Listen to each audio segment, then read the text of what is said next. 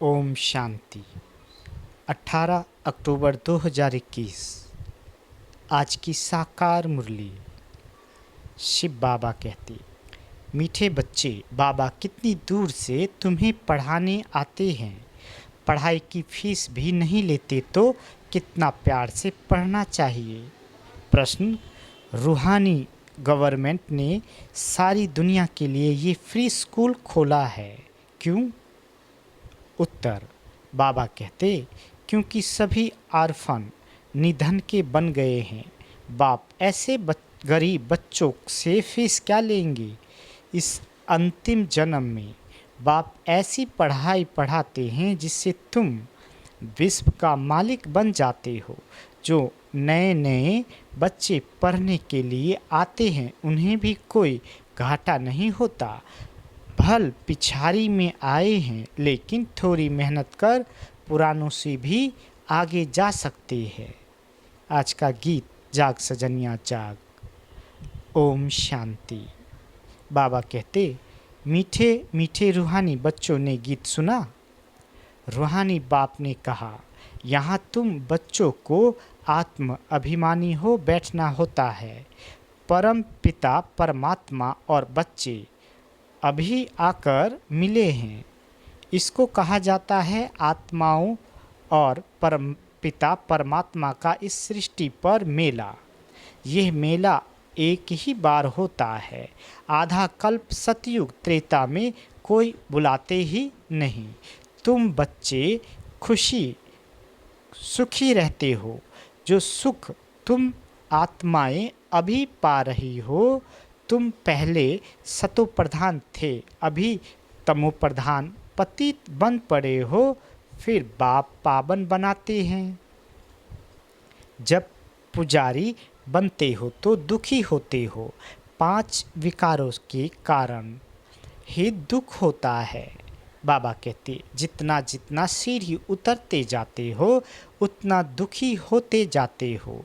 अभी तुम बच्चे जानते हो दुख के पहाड़ गिरने हैं। बाबा कहते, इस पुरानी दुनिया का अब विनाश होना है। तुम्हारी बुद्धि जानती है बाबा है निराकार। वह टीचर बनकर हम शालिग्रामों को पढ़ाते हैं। कहते हैं, बच्चों हम फिर से तुमको विश्व का मालिक बनाने आया हूँ। 5000 वर्ष पहले भी तुम स्वर्ग के मालिक थे, याद है ना? संगम पर ही तुमको बनाया था। अभी फिर तुमको मनुष्य से देवता वैकुंठ स्वर्ग का मालिक बनाने आया हूँ। तुमको ये वर्षा दिया था, फिर तुमको 84 जन्म लेने पड़े। अभी तुम्हारे 84 जन्म पूरे हुए हैं।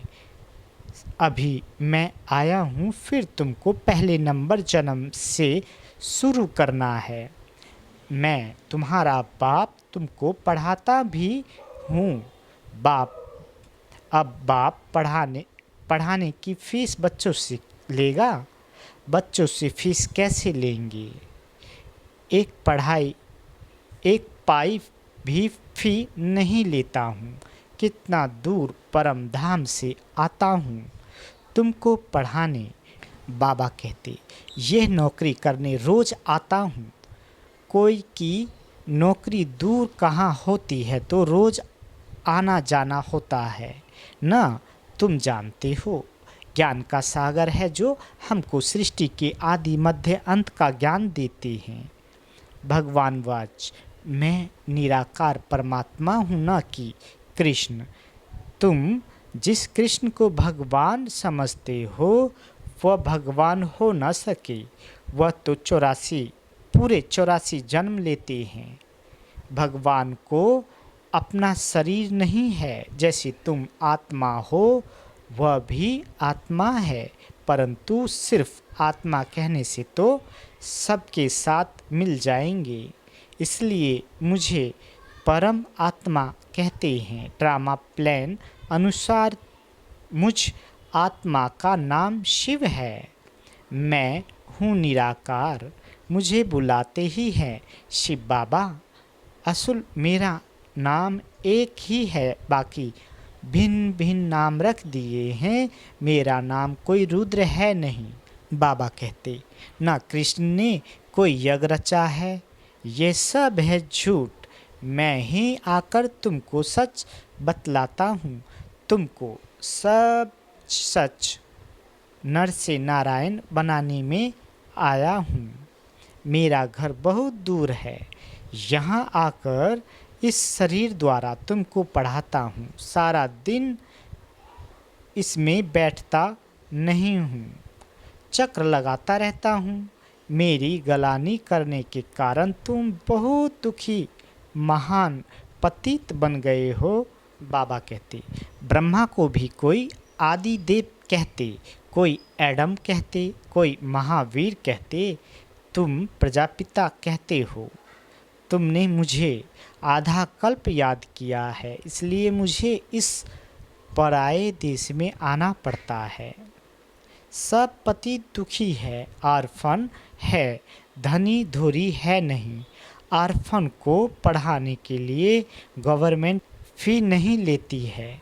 यह तो बहुत बड़ी रूहानी गवर्नमेंट है। बेहद के बाप को कोई जानते नहीं है। कितने जप तप दान पुण्य आदि करते हैं। पूछा जाता है, ये क्यों करते हो, तो कहेंगे इससे भगवान के पास पहुंच जाएंगे। कोई जप तप करने से पहुंचेगा, कोई शास्त्र पढ़ने से। बाप कहते हैं, ऐसे तो है नहीं। भक्ति करते करते तो तुम और ही पतित बन गए हो। पंख टूट गए हैं, तुम उड़ नहीं सकते हो। जब तक तुम्हारे में ज्ञान घृत न पड़े, घृत अथवा पेट्रोल खत्म हो जाने से ज्योत बुझ गई है, फिर मैं आकर भरता हूँ। तुम जानते हो, बाबा आया हुआ है, यहाँ तुम खुशी में रहते हो। घर में जाने से तुम भूल जाते हो। तुमसे मैं इस पढ़ाई की फी नहीं लेता हूँ। तुम कहेंगे, ये चावल मुट्ठी देते हैं। ये चावल मुट्ठी तो तुम भक्ति मार्ग में देते आए हो, जिसका रिटर्न फिर दूसरे जन्म में मिलता है। बाबा कहते, अभी तो तुम जानते हो, बाप सम्मुख बैठे हैं, फ्री पढ़ाते हैं, क्योंकि जानते हैं इन्हों के पास रखा ही क्या है। तो बाप थोड़े ही तुमसे कुछ लेंगे। उस पढ़ाई में तो कितना खर्चा करना पड़ता है, कितने इम्तिहान पास करने पड़ते हैं। मैं तो एक ही पढ़ाई पढ़ाता हूँ। स्कूल में जो आते जाते हैं उनको ऐड करता जाता हूँ। हाँ, जो लेट आते हैं उनको थोड़ी मेहनत जास्ती करनी पड़ती है। उनके बदले में फिर देरी से आने वालों को अच्छी पॉइंट्स मिलती है। बाबा कहते, जो जल्दी जल्दी पढ़ते उनको कुछ घाटा नहीं है। नई नई अच्छी पॉइंट मिलने से पुरानों से भी तीखे जाते हैं। बाप कहते हैं, शुरू में जो आए वह कितने भागंती हो गए। अच्छा हुआ जो तुम देरी से आए, सो फिर तुमको गुह्यते गुह्य पॉइंट मिलती है। बाप कहते हैं, जिस्मानी पढ़ाई भी पढ़ो, शरीर निर्वाह अर्थ धंधा धोरी भल करो। सिर्फ मुझे याद करो और चक्र को याद करो। ये भूलना नहीं चाहिए। ये तो समझते हो ना कि अब हमारे 84 जन्मों का अंत है। बाप समझाते हैं, मुझे याद करो तो तुम तमो प्रधान से शतो प्रधान बन जाएंगे।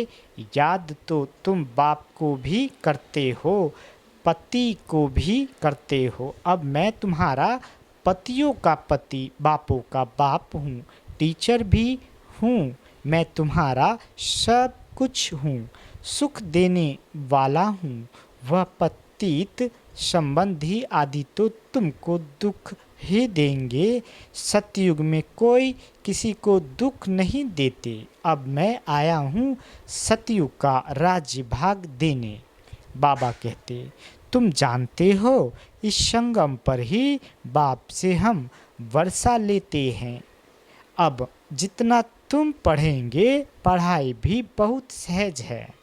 ये है ही सहज ज्ञान, सहज याद। मौत भी सामने खड़ा है।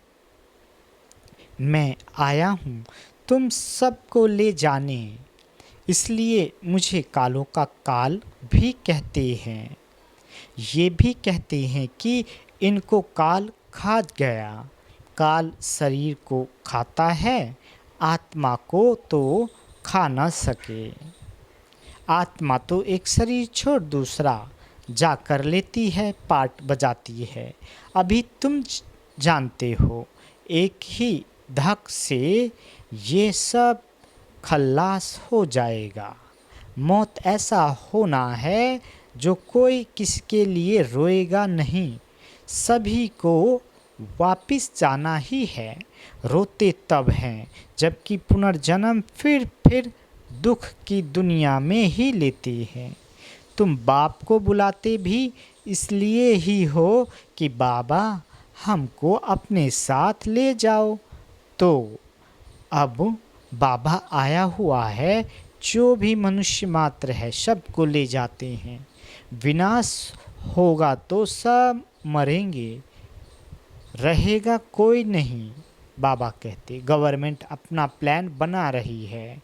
मनुष्य सृष्टि तो बढ़ती ही जाती है। छोटी छोटी टालियाँ में भी कितने पत्ते निकल आते हैं।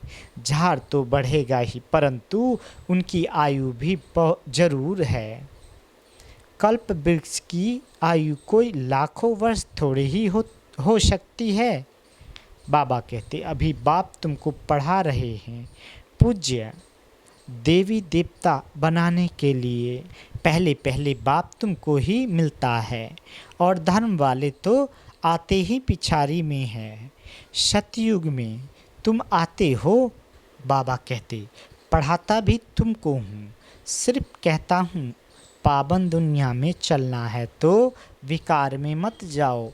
फिर भी तुम मानते क्यों नहीं हो? विष बगैर तुम रह नहीं सकते हो।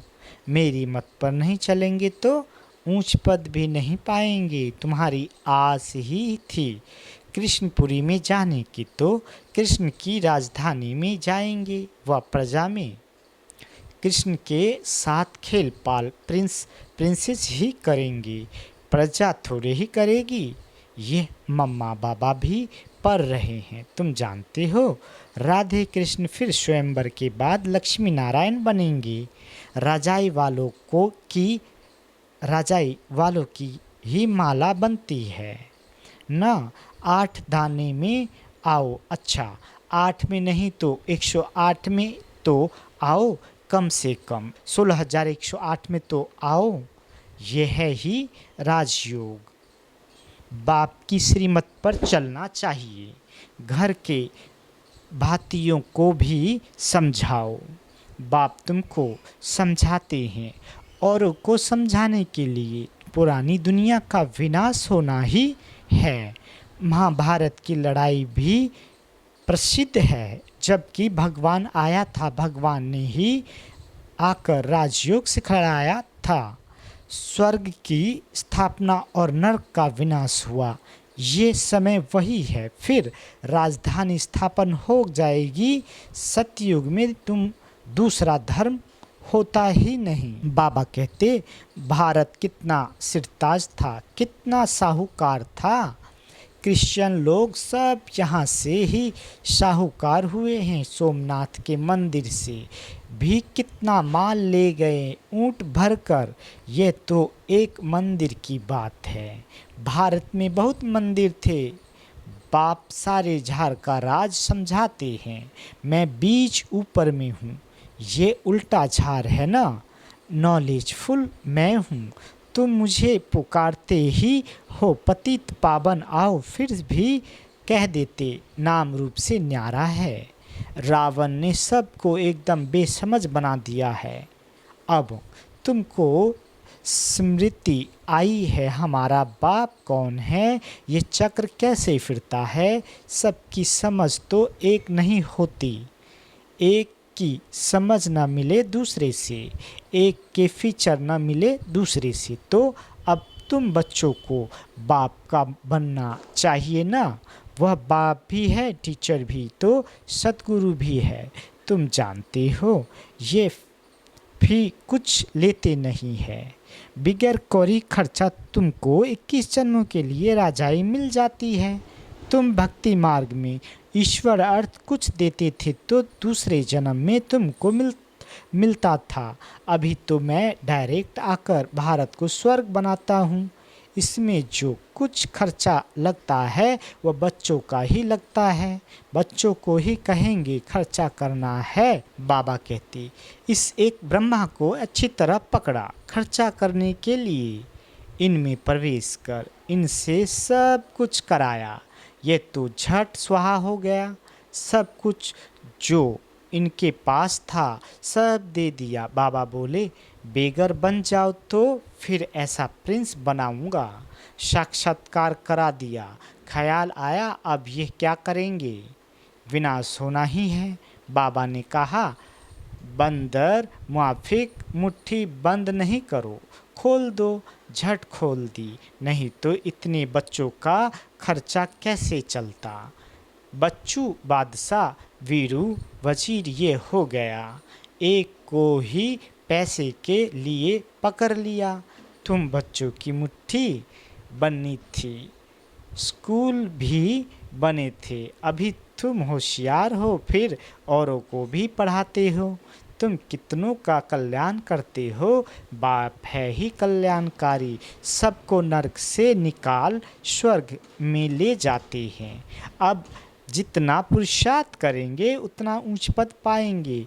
प्रजा के लिए भी प्रदर्शनियों आदि की युक्तियाँ और भी निकलती रहेगी, ढेर प्रजा बनती जाएगी। राजा रानी तो थोड़े होते हैं, प्रजा तो करोड़ों के अंदाज में होती है ना। किंग्स तो एक है, वहाँ लड़ाई झगड़ा आदि होता नहीं, बच्चे जानते हैं।